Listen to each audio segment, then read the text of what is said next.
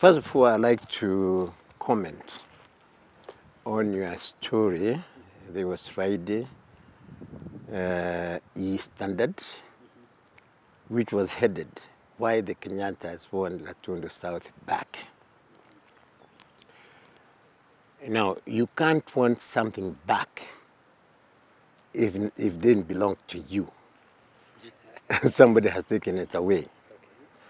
And I must emphasize, the Gatundu South and the Gatundu South MP seat is not, has never been, we will never belong to the Kenyatta family. That seat belongs to the people of Gatundu South.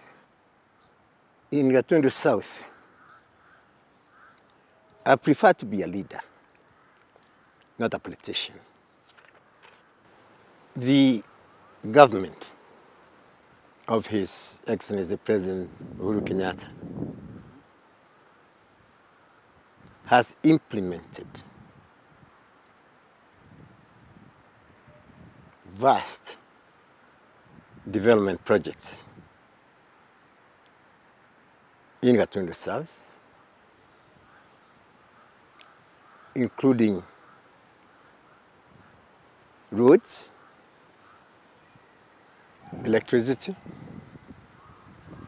water, health, markets,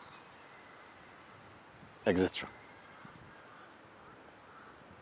I believe now it's time to look at the individual households.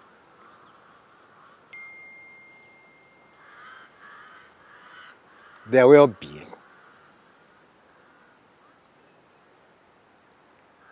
the problems they face,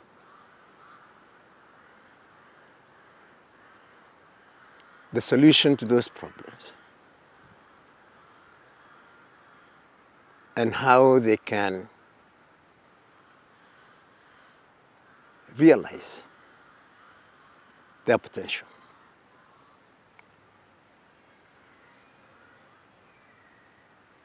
In my mind, the most important thing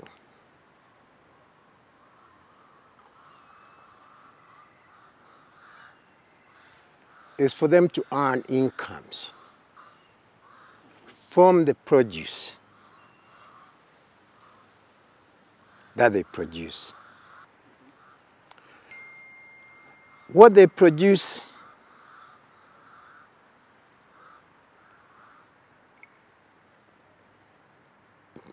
including coffee, tea, avocados, macadamia, and milk.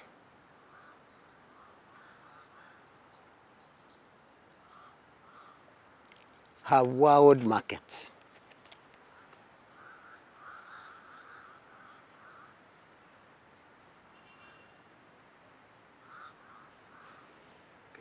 Their vegetables have a vast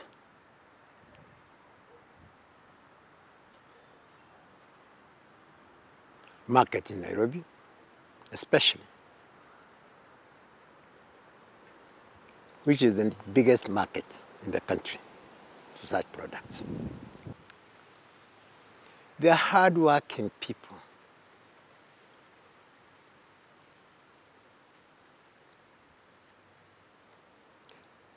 They are very good farmers, and they love their farms.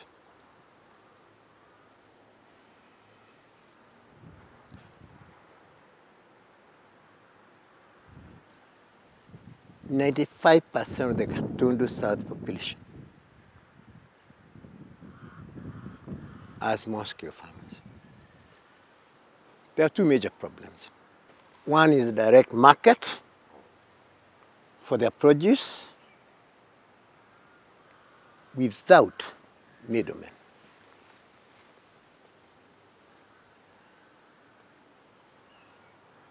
To the processors of those projects, of those products.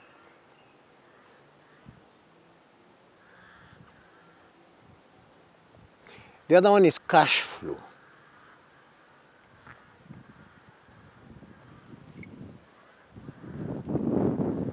Because it takes time, say 2.5 years. Coffee plant,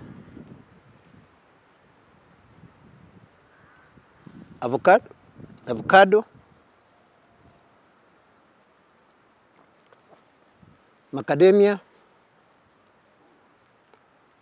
pineapples, to grow into a producing plant.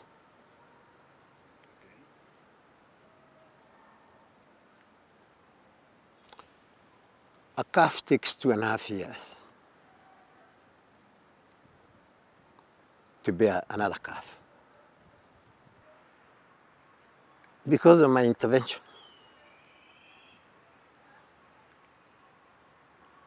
coffee payments in the last season rose to 75 to 100 shillings a kilo, from 20 and 30 shillings before. I have made arrangements with a processor of avocados.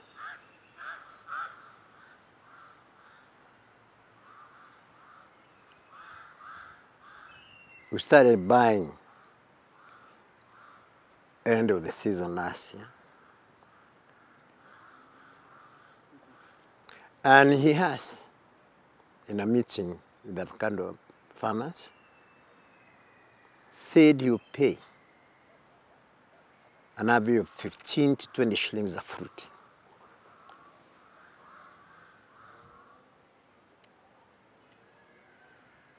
They were before getting a maximum of 5 shillings a kilo, a fruit, before.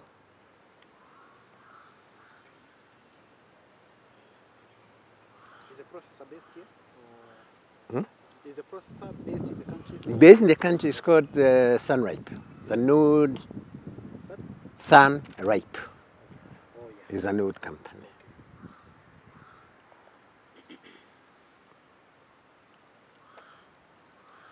And if this is what you really want to know, then I'll tell you about it. If that subject is what you're interested in. It is a broad range of It's a broad range of things. So that's an example. I've done the same arrangement with macadamia. The processor is now paying 90 shillings a kilo from 30 shillings.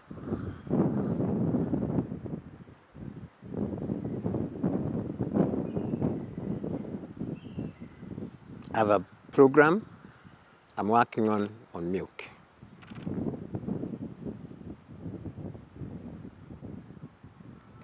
And the biggest secret here is not a secret. It's just getting rid of the middlemen. Makes a huge difference. Well, as I told you, these are very good farmers. If they get a good price, they will produce quality products. The program I've been doing in Gatundu has no government involvement whatsoever.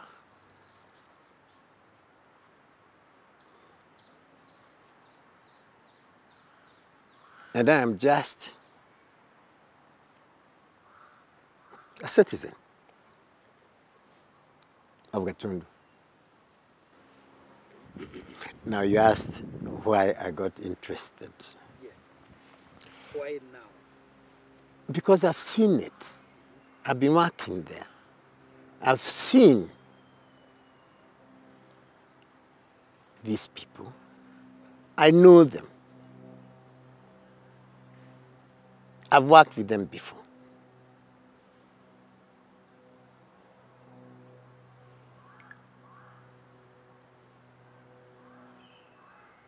Many believe, and I believe, that I can serve them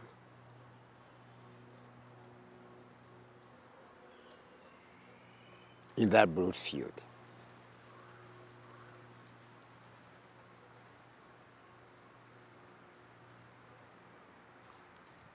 I have been asked many times whether I would stand, and I was reluctant. And still, I've reluctantly done that.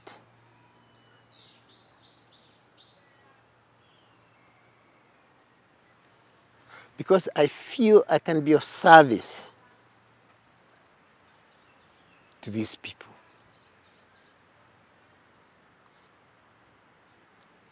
And I believe I have demonstrated that in the short period I've been working in Gatundu, quietly but effectively. I became a member of Parliament in January 1979 in a by-election. I then stood for the general election in October 1979. In the general election, I am reputed to have had the highest vote in the country. The by-election of 83? No, in the general election of 79. Oh, 79. Yeah. Okay. Because then Gatundu, before that, Gatundu people didn't elect an MP. Muigai was the MP.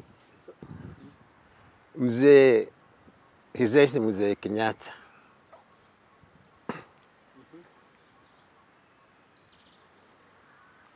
Of course, he had to be a member of Parliament for the larger Gatundu, which I inherited. But he didn't have to go through an election. Okay. Throughout his period.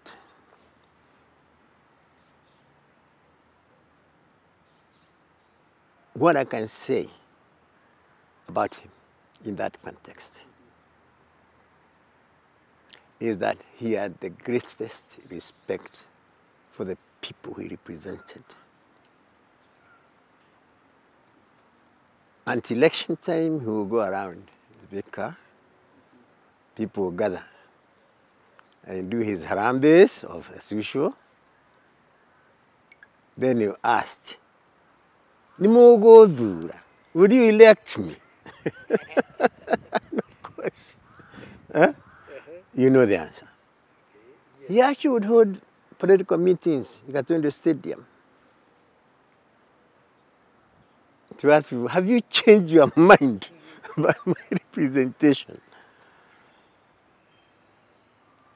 Okay. And of course, you meet his constituents every Monday. Every Monday? When he was in Gatundu. But he traveled. But all Mondays he was in Gatundu, he would meet them. And I continued that practice. At a constituent office, and I met people every Monday throughout my term. Of course, I could never feel his space or fit in his shoes. I literally worked with the people. And tackled some important issues. The most famous is water.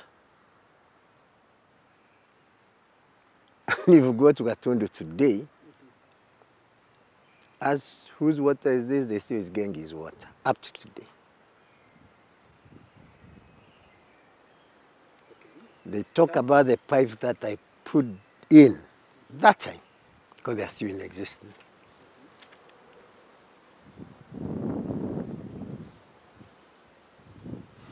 I got very involved with education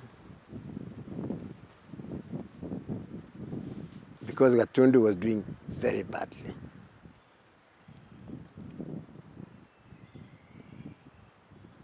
I had to tackle the teachers, the head teachers, and the parents.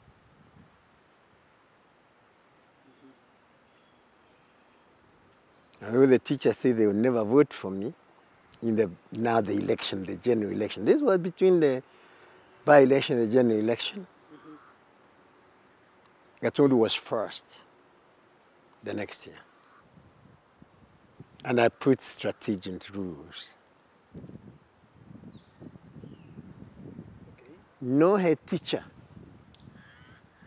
should talk to me about buildings. Some of them even went to talk about water roads. Whenever I went to a school, I wanted the head teacher to tell me how many children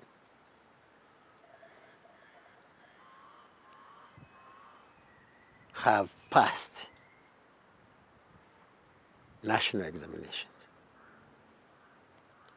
Let the chairman of the school tell me about buildings. And because I was called by my opponents, a kahii, Who called you that? my opponent, I was young, 30. I was also a favorite of the women. Mostly because of that water, which they said had taken that water things off their backs. No, the program I just told you I'm involved in is not new. At that time, I had 300 women groups, the Greater Gatundu. And I led them in growing French beans. With the people. I didn't fall out of favor with the people. I was rigged at the Monolongo in 1908 by Moi. It would have been difficult to beat me in Gatundu. But I never saw eye to eye with President Moi Why? before and even after he became president. What was the reason? I just didn't feel that he could govern this country and carry on legacy of Muigai Kenyatta. Well, when Muigai came from England, of course he didn't have a house. And he used to live in my father's compound.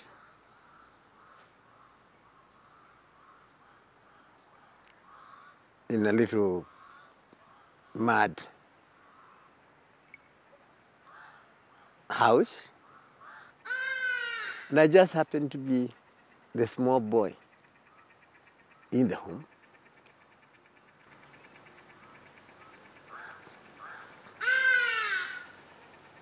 And he likes traveling with me. When you drive around, when I was not in school, I would go with him and Koinange and Matthew, Elliot Matthew, Bio Koinange, Elliot Matthew. In his car.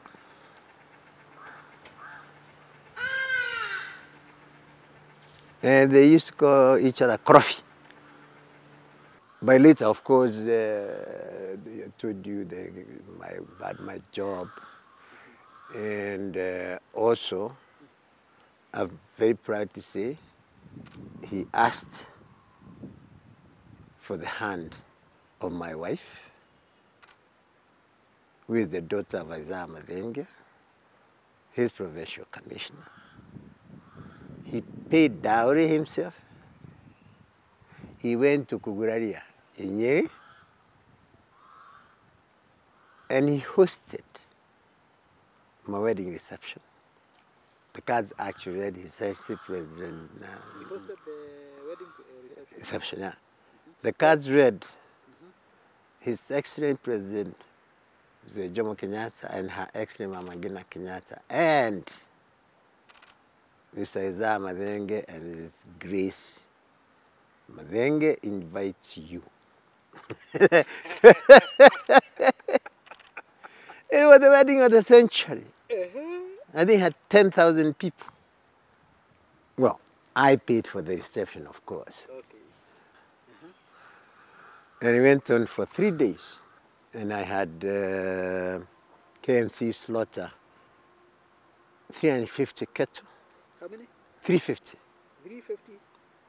cows or bulls, 500 goats, had 20 trailers of Tusker, Oh my. assorted drinks. And my grandmother, Mama Ngina's mother, had made me 200 chans, milk chans of Muratina.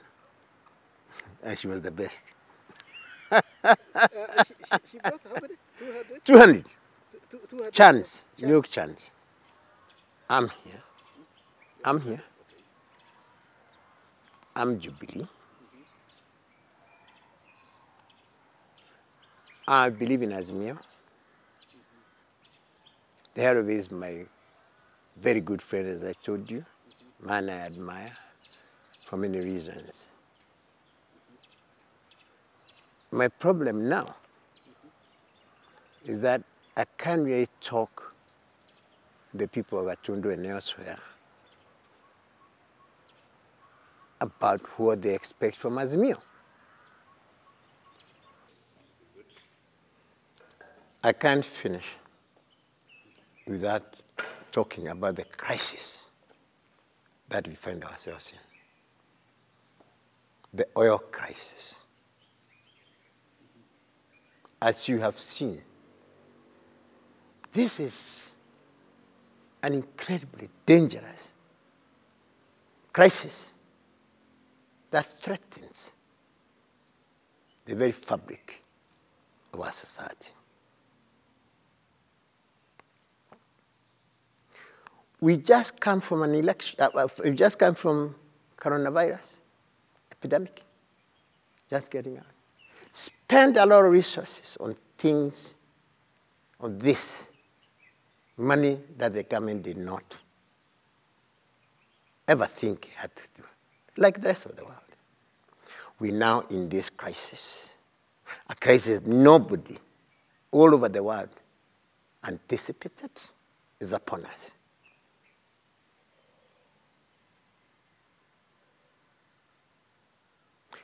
First of all, we must resist the temptation of making blame games on anybody.